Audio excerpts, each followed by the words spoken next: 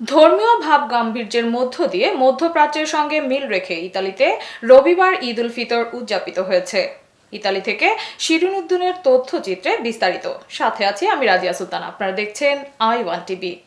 রাজধানী রোমের বাংলাদেশি ব্যবসায়িক প্রাণকেন্দ্র পিয়াচ্চা ভিত্তোরিও, লার্গো প্রেনেস্তে, কর্নেলিয়া তর পিনাত্তারা, ভাঙা দেওয়াল পার্ক, সন্তেশেল্লে পিয়াচ্চান মিত্তি, আলবানো, মার্কনি, অত্তাভিয়ানো সহ ইতালির মসজিদ ও খোলা মাঠে প্রায় শতাধিক স্থানে এই ঈদের নামাজ আদায় করা হয়েছে। প্রবাসী বাংলাদেশি সহ বিভিন্ন দেশের মুসলিম অভিবাসীরা নামাজে অংশগ্রহণ করেছে। এই সময় রোমের সামাজিক, রাজনৈতিক, আঞ্চলিক নেতৃত্ববৃন্দরা বাংলাদেশের সুখ, সমৃদ্ধি ও শান্তি কামনা করে দোয়া করেন এবং ঐক্যবদ্ধ হয়ে একটি উন্নয়নশীল বাংলাদেশ গড়ে তোলার প্রত্যয় ব্যক্ত করেন। রবিবার ছুটির দিন হবার কারণে রাজধানীতে ঈদের জামায়াতগুলোতে ছিল উপচে পড়া ভিড়। পুরুষদের পাশাপাশি নারী, শিশুদের উপস্থিতি ছিল উল্লেখযোগ্য।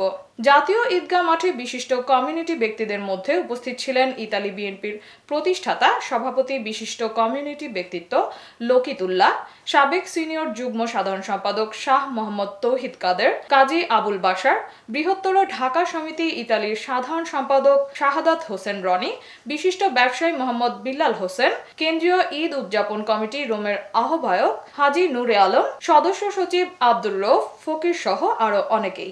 দেশে এবং বিদেশে যে যেখানে আসে সকলের মধ্যে এই ঈদ ভাগাভাগি করে একটি সুন্দর দিন আমরা কাটাতে চাই। প্রবাসের মাটিতেও আমরা খোলা মাঠে ঈদ উদযাপন করতে পেরে খুবই আনন্দিত। সবাইকে অনেক অনেক ঈদের শুভেচ্ছা। ঈদ মুবারক। আমরা বিদেশ প্রবাসের মাটিতে আসি, আত্মীয় স্বজন, বাপ মা, ভাই ব্রাদার সবাইকে রেখে বুকের কোণে একটু কষ্ট তো থাকেই, তারপরে সবাইকে নিয়ে চাচ্ছি যাতে ভালোভাবে ঈদ কাটানো যায়। সবাইকে ঈদ মুবারক, ঈদের শুভেচ্ছা। ঝড় বৃষ্টি উপেক্ষা করে হাজার হাজার মানুষ এখানে নামাজ আদায় করতে পেরে সকল রাজনৈতিক, সামাজিক, আঞ্চলিক, ব্যবসায়িক, সাংবাদিক সকলে মিলে আমরা যেই বৃহৎ ঈদের জামাতটি আদায় করতে পেরেছি এবং করে যাচ্ছি এবং ভবিষ্যতে এভাবে করব।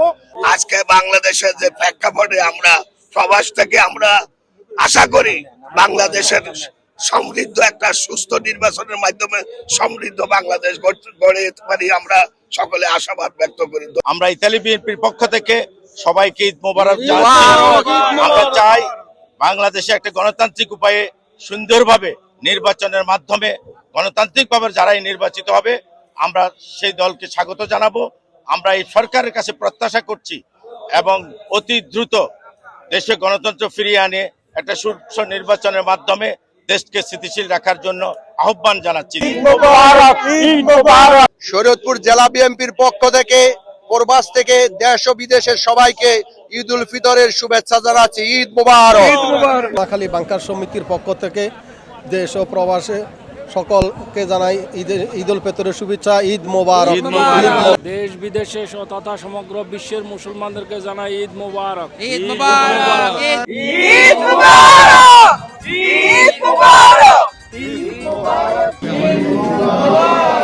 ঈদ মুবারক। ঈদ মুবারক।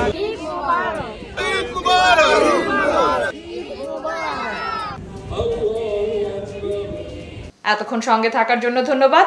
i1 টিভির নিয়মিত আপডেট পেতে ভিজিট করুন আমাদের ওয়েবসাইট, ফেসবুক, ইনস্টাগ্রাম ও ইউটিউব চ্যানেলে।